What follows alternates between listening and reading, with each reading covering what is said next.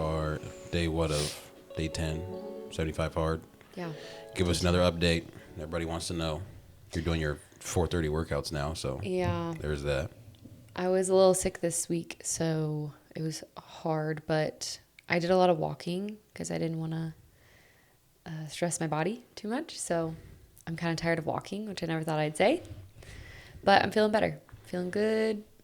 I go to Dallas this week, so I'm a little anxious about my plans, just trying to stick to it. But I think I'll be able to do it. You're going to Dallas for what? Tell everybody. I'm second shooting. With for who? My bestie girl. Your bestie girl? Who's your bestie girl? People don't know these things. My sister from another Mr. Lauren. Okay, She's tell everybody literally about my low sister. wins. Low wins. Low wins. She's my cousin / best friend. Yeah. In Dallas. She's a photographer, so if you're in the Dallas area, check her out or anywhere. She's the best. Love her so much. So it's so weird. We have not done like a wedding together. We've just done a styled shoot, so we're both like so excited. Mm-hmm. She just texted me actually. Did she? I'll text you back soon. I'm jealous. I want to go. I know. Get to hang out with Chase too. I know. Great golfer. Chase is from Canada. That's it. Yeah. Well, you got that. 75 hard is going good, and then now we're here. We just came from a little tired. A little tired. It's the grudge of the wintertime. That time of the winter where it's just real slow and everybody's ready for spring, or at least I am. I've been ready for spring since the first day of winter. So I'm ready for longer days of longer days with sunshine. There we go. Yeah, that too. Yeah. I can't wait. I know. Okay, well, where do you want to start out? Church? Yeah. Had a great message today. Yeah, filming this on Sunday. It was great. Yeah. Good service. It's about faith. We go to Life Church in Overland Park, and it's such a good church, and we love it. We love the community there, but they're celebrating 30 years, which is awesome. And today they were just talking about like how he started and all the trials and struggles that he went through as a business owner. But it was really cool to see. It was very inspirational. I felt it just shows you that if you have, good faith in God, and truly anything can happen. And I feel like we're living out our dreams, which is crazy. Mm-hmm. Yeah, they broke it into 3 different categories when it came to different types of faith. What was it? Conditional faith, stagnant faith, and then safe faith. Yeah, good job. And I thought those were interesting. I thought it was interesting to look at how your faith can be broken into different phases. And he was like, you just have to really take risks in life, because if you don't, then that shows that you don't have that faith in you that God wants to see out of you. And so he broke it down into those 3. And I think the one that always hits is like the stagnant one. And it's just like, are you pushing yourself? Are you staying in the same realm? Are you looking to continue to grow your faith in different ways, whether it's giving, whether it's whatever? And so I just thought that was so interesting how he put it. I'm butchering it because I feel like he said a lot more, which he did, but we just got out, so I'm trying to recall everything. But it was just such a good way to think about how we're being faithful in our own worlds and whatnot. I think, obviously, personally, like just being faithful in personal things in our life, but it also just brought me to like being faithful in our business and what it can offer and where we can go. I mean, I feel like you're really good at pushing me to be like, go, what's this goal? Okay, let's go even higher than that. Like really pushing me to go above and beyond. And I love that about you. Like you have very, very high, you set the goals like very high. And sometimes I'm like, oh my gosh, like I feel like I'm a very safe faith person. And you really push me to get out of there and just to give fully and faithfully. Yeah. I am one that believes that you should shoot for the stars. There's so many great things this world has to offer. Yeah. Despite, what you may believe. And I'm like, why not try? You know, like the worst case scenario is you miss, and then you're higher than probably what you thought you would have been. If you want to make $10 a day, shoot for 20. Yeah. You might miss and get 15, but it's more than like you initially planned for. Yeah. And that's kind of the same thoughts process that I've had, my whole life. And as I continue to get around different people and hear their thoughts and see what they're shooting for, that pushes me. Yeah, for sure. And obviously I want to push you in the same realm, because it's like, I think anything is possible. Everybody's done, like, I think this one guy, not one guy, Myron Golden, said that Bill Gates was one step away from developing Microsoft, or Steve Jobs was one step away from building Apple. Yeah. And he was just like, we're so much closer to where we think we can be than what we internally think we are. Yeah. And so when I think about that, it's like we're right there. Yeah. And towards a lot of the people listening We too. say It's that like, all the time. We're like, we're so close. we're so close. Yeah. And so I don't like to shoot low. I'm like, Yeah. let's try it. Let's see what we can do and see what happens. Yeah. So I think we have to also remind ourselves, like, we've only been together in this industry as McKinsey Photo and Film, like, under this realm as husband and wife for almost 2 years. Like, we've done a lot together in those 2 years. I think that's awesome. But sometimes I'm like, oh, I want more, and I want to do this, and I want to succeed here. And I think that's great. But at the same time, like, we have to be very thankful and humbled of, like, what we've already done and accomplished. And yeah, it's fun. yeah.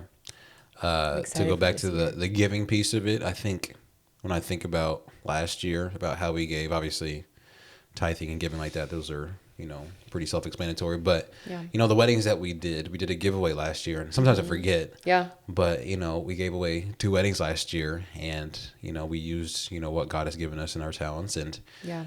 we're able to give that to, 2 couples, which it was such a great experience getting to do that. Maybe sometime in the near future we'll do that again. But I remember thinking, or we thought together, like, how can we do something to give to whoever and use, our talents to do that. And that's what we came upon. So I love that we're able to do that, and what it's produced for them, obviously. It's been such a cool thing to see. Yeah. But yeah, it's awesome. When it comes to, who, or at least the people that you are using as inspiration for you, what are some of those people, things, whatever, when you were like, hey, I listened to this person to help me with this, or listen to this person to get motivated for business or faith or lifestyle? Like, what does that look like for you? Yeah. I'm currently listening to a podcast that is going through the Bible in a year. So I think that's been good. And I'm really trying to, like, look for inspiration through more, like, godly things. I think that is going to help me just, again, be a better wife, be a better business person, be a better person. So I have been listening to that, and I'm really liking that. And then I love following people that are, thriving in the industry. And this isn't even like photo and film, but like Bloom. I know it sounds silly, but Bloom, the product. I've been following Mari and her husband forever, and like, they literally started from nothing, and now they have this probably multi-million-dollar company called Bloom. And I use a lot of their products and supplements and drinks and all the things. But I just find them very inspirational, because I have been following her for a while, and just see, like, where they came from to where they are now. And that's been fun just to see. I, like, love supporting people like that. Yeah, those are good ones. How long have you been following Mari again, or the Bloom person? I don't know. How long's Bloom been around? I feel like it's like the last 10 years. I would say, yeah. I mean, they started, like, out of their house. Like, they were, like, sending all the products, and she would send, like, her very first thing she sold was, like, PDF workouts. Like, she lost 100 pounds in, like, a year, and that's, like, where her journey started. And then they've kind of developed into more of, like, supplement type brand. But yeah, I just, like, they also talk a lot about, like, how hard they had to work, and how when their friends were out partying and doing things, like, they were in running numbers and crunching numbers and, like, doing all these things. And now they're finally at a place now where they're like, they can relax and take it in, and they just welcomed a baby. And it's just, like, I don't know. I feel like she's very genuine and real. So that's someone I love to follow. I love her journey. I know, like, following that journey too is such a cool thing. Yeah. Probably seeing them from the PDF phase till now. Yeah. They're Target, Walmart, everywhere. Everywhere you look. Every place you can think of, and Yeah. now they're to where they are. Yeah, and it kind of speaks to that whole journey process that we all like to follow. I think we all enjoy seeing the steps that people take to Yeah. get to where they are and see how far they've come. So Yeah. that's cool being able to see that because you love Bloom. I do. You love Bloom a lot. I just had their drinks this morning. Yeah, you sure did. Good old greens. I think some of the people that I listen to Yeah. would be Myron Golden, number one. You love him. He's because he blends the spiritual world with also making money. And I think there's, depending on who you talk to, there's somewhat of a negative belief with being a follower and then also making lots of money. Yeah. I think we all internally do, but we don't know if it's right. And he's like, if somebody, a lot of people, when it comes to money, they'll be like, hey, I just want to make enough to be comfortable, which is fine. If that's what, you want to be or where you want to be, it's 100% okay. But he puts it as, if my health is, nobody says I want to just be healthy enough to be okay. Nobody says I just want to be fit enough to be like, okay, like everybody wants to push every other boundary, but when it comes to money, they don't want to, be overzealous. And he's not saying be greedy. He's not saying anything like that. And he puts it in much better terms, obviously. But I just think that the way he pushes, how successful he wants to be with his business and all of that, and then how he incorporates God into his teachings too, has been awesome to watch and learn from him. Yeah. I'm a big fan of Alex Hormozy. Yes, me too. He's just a worker. Like that guy can just work. He's like, I just sit in this closet and work for 12 hours. I'm like, golly. I know. But he's just like, That's what it takes. The work has to be done. Yeah. And so mindset wise and just clarity as far as like where you are and where you need to be, he's been a guy that I'd like to listen to a lot. And then there's another guy when it comes to just the creative world and, different ways to be creative and what that looks like and how to continue to push a brand. Yeah. Is Omar Takatori, I think is how you say his acronym. Takatori, something like that. But he's been a really awesome guy to listen to. Also another guy that's heavily rooted within, his faith and his beliefs. And he just shows individuals like, in this world that is so creative when it comes to TikTok, Instagram, all of those different things, how to utilize them, how to be more creative and how to separate yourself as a company and what that looks like. So I've loved, learning from him and those other two just because of number one, their mindsets. I think mindset is such a big thing. Yeah. Mindset can do so much for you, whether you believe it or not. If you think negatively upon yourself, then that's going to, show one way or another. Yeah. And so that, and then everything else when it comes to their business and then how they portray themselves too has been awesome to see. So I think we've also been really working on, like what you said, mindset, but just also like being of a sober mind. Like that's something I read in scripture a lot. And you and I are both like not drinking right now. And it's more, I think, like through the spiritual realm, but it's like done so much like in our mental health, physical health, like it's really carrying through that. And I think it's really helped like my mindset shift as well, which has been awesome. But just to like have clarity and, wake up not hungover, not feeling bad or anything has been so good. And I think we know like where we want to be, and we know that it's going to take a lot of time and effort. So waking up at 4:20 in the morning sometimes has to happen to work out, unfortunately. Yeah, but I think those are all good points. I think mindset's huge. What made you make that first shift to be like, I want to take a break on drinking? And we're not saying this from a standpoint of like people that drink like, oh no, like we still, like if we had a drink, it's not the end of the world. Yeah. But like for you, when you came to that realm of, hey, I want to take a little bit of a break for now, what did that, or what made you come to that conclusion? I mean, I think it was just like spiritually, I just kept reading over and over in scripture of like, be of sober mind, or like I don't know the exact scripture, but it's like, don't get drunk on wine. Like that says that in the Bible. I think that's been big for me.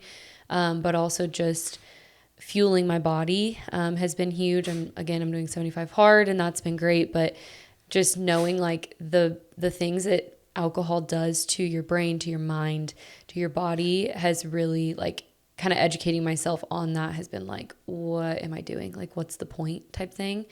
But again, I've been drinking, since I was 21, and like I've been there, and there's no judgment on that. And I think honestly, like if it wasn't for God and like my spiritual pull, like I probably wouldn't be able to do it. Cause I think it's hard sometimes, and we're kind of social drinkers. Like we don't need to drink at home, but when we have friends, like we like to drink socially, which is fine. But, like we're going to Italy in May, and I'll probably have some glasses of wine, which is good. But Of course. just right now I'm just taking time, and it feels really good to just relax and just not to have that in my body.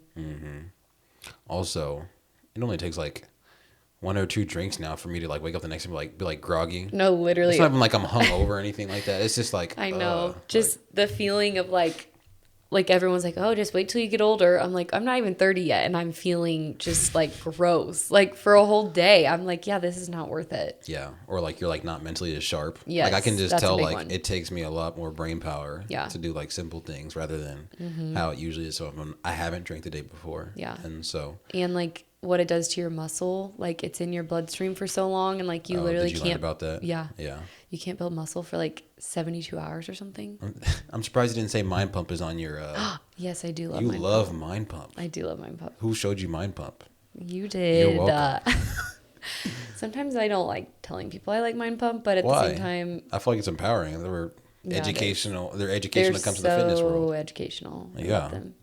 No, I think it's funny that I listen to that. Like it's three guys talking about weightlifting, but I love it. You wouldn't want to tell people you listen to Mind Pump? No, I do. I tell people. Should I cut this part out? No. Sal, She I does love not you. listen to Mind Pump. Wait, you want to go with, okay, Sal, you do listen to Mind Pump. Yeah, I listen to Mind Pump. Okay, tell Sal whatever. Hi, Sal, I love you. Sal's funny. I love them all. They're Yeah. great. But Mind Pump is like what good. for people that haven't listened to it? 3 guys that just sit and talk all about, honestly, like I feel like they try to talk about the conspiracies of like the fitness world and like prove it wrong. They're really into obviously weightlifting, like the benefits of weightlifting for women. They've like really talked about women a lot lately. Lifting only 3 times a week versus like killing your body, which I'm doing 75 hard, which they probably don't like because I'm lifting every day. But just very educational. And then they're also just like good role models. I feel like they're husbands or dads, like they have funny parts. It's just, I don't know, good life advice. Yeah, they're awesome. Yeah. I tried to get you to listen to them for a while and you wouldn't, and then all of a sudden, I think when you really took that next step in your fitness journey, then you're like, oh, and they have so much good knowledge between the 3 of them and all the clients that they've come through or worked on. So that's been I love them too. They're good people. Yeah. So when it comes to the wedding world now, a little bit of a detour, but when it comes to the wedding world now, there was like a lot of different themes again on this week's series of consultation calls that we had. Yeah. We had about like 8 or 9, I think, this week. We just got off our last one with the bride, and there's these questions they have, and we like to make sure we answer those. And so one of the questions that this bride had was like, what does it look like when it comes to documenting, but like also the posing aspect of it? Are we not going to do any? Are we still doing traditional photos? Like, what does that look like? And so I'll let you kind of walk through that because that's the photo side, but documentary again, like it still has the typical family photos and whatnot. So what do you think? We typically only do, again, it depends on your day. Sometimes people are like, I want 50-50. So we do mostly documentary. And then, some of those posed photos here and there. But I really like to tell our couples, like, you can have it both ways. You can have a lot of documentary where we're just more fly on the wall, documenting the day as it unfolds. But then, we're going to have those picture perfect moments of like you guys posed, bridal party posed or whatever the case is. So it really just depends on what you're wanting. I feel like a lot of a lot of people like look at Pinterest and they're like, oh, I really like this. And I think sometimes they think it's like not posed at all, but like sometimes people do need guidance. And in my opinion, like, I don't think that is going against documentary. Like, truly, like, even if it were you and I, like, we would just stand there and be like, okay, like, tell us what to do. Like, but then that kind of bleeds into going with the flow, like movement, like all of those things, like walking, turning, spinning, jumping, like all of those things can kind of give you that documentary-esque look of not just like staring at the camera and smiling. So I think cues here and there are big, and we do those a lot. But we're also able to step back and let your day unfold, and we can capture it then too. Yeah. It's been call after call. I feel like Yeah. we've gotten that question a lot. And so, just like you're saying, I think that explains it perfectly. Another question we got a lot too was, couples will ask us, well, like, when should we reach out to our vendors as far as, like, just like general people that we'll come across. And it's like shifting a little bit. I know. I mean, there's still like that year mark where we're like, if you're outside of a year, you're still probably relatively early unless you're the venue that you're looking for. Cause I've talked to a couple of brides and they're like, hey, like, we looked at a venue that's like a year and a half out and it's already booked. And especially if you're in those like prime months of like May, September, October in like a Midwest kind of climate. Obviously destinations almost like the inverse where like seems like January, February is more of their peak Busy, months. yeah. And so when do you think is it good to reach out, like a year before? Like, when is the sweet spot for you when you're thinking of? I think you need to get your big things that you want set in stone as soon as you can. So venue is huge, photo video team, maybe planner, maybe florist. In my opinion, those are like pretty big ones. I think the earliest you can, the better, just because if you really have your heart set on a person, a business, like, I just think it doesn't hurt. I mean, we're getting, again, 2027 inquiries left and right already, and we're, about a year out from it, but we've been getting those for a few months now. So it really just depends on what you're wanting and what you kind of prioritize. I think sometimes people are like, oh, well, we don't have all the details. Like, we don't want to reach out yet. And like, it's okay. Like, as long as we can like hop on a call, figure out like if we're available. We have a lot of brides that are like, okay, well, we can't make a decision today. Like, we have a venue walkthrough on Friday, like whatever that is, like, that's fine. But as long as, you get the ball rolling and make sure that we're available, as soon as possible, I always say. Yeah. If you're a couple, planning a wedding, what I would say is like, whoever that vendor is, photo, video, venue, whatever it is, like, the earlier the better. I know we're in a world now that's like last minute is kind of the thing when it comes to like, we're 3 months away from our wedding. Like, are you available? And that works to an extent. Yeah. But if you're a couple and there's a vendor that you really want to work with, number one, booking them earlier is going to make sure that you have that date. Yeah. Number two, you'll probably get a better price. Yeah. If you book for a 2027 wedding, if it's open for whatever vendor in January of 2026, their prices are most likely only going to go up from then. And I don't know how everybody structures how they increase their price or whatever, but you're probably getting a better earlier rate than if you waited until November, December, because now they have a better feel of what that year is going to look like. Yeah. And they may still do your wedding, but it's going to be a little bit more than what it was back then. So if that's an option for them and they are already booking to the date that you have, it's like, get there as early as possible, because generally, unless you could think of a scenario where it would go down, unless they're just like open that month. Yeah. But I don't see most vendors coming down on their prices for whatever reason. Yeah. I think just, it's okay if you don't have all the details set in stone. Like, that's a big one. Like, just try to reach out and, make a call, set up a call, do whatever, and go from there. But yeah, we definitely see an influx. I mean, this past, like in 2025, we were in Italy in September and we booked a wedding for November. So like literally 2 months out. So it just truly depends. And it depends on obviously our availability. We've talked a lot about this, but like, it's really you and I for 95, 97% of the business. So, we can only book so much. And I think that's big. I think a lot of photographers, videographers, like, are learning like work-life balance. And I think that's huge. Like, I have friends that have shot 45 weddings in a year, and they're like, yeah, I can never do that again. Like, it's way too much. So we're limited too. And we want, obviously, to work with people when they reach out to us, but sometimes it just can't happen because we don't have the availability. So that's the hardest part of the job. Yeah, for sure. So yeah, reach out as early as you can. If you have enough in place to do that, usually just the venue at worst. Venue, because that's going to dictate everything else and how it falls. Like, just like a date or like a date and location. Yeah. That's the two probably biggest things, then venue, and then so on. So if you have that, reach out to those vendors that you really want to work with, because it just takes one person to take it away from you, and then now you have to go look for somebody else. Yeah. And so definitely do that. But that is episode 6, I think. I really don't even know. 6 or 7, one of the two. Thanks for tuning in. Next time we come, what are we going to talk about? I don't know. We'll figure it out. So just go watch it. But thank you. And then also, we are looking to mentor some people too.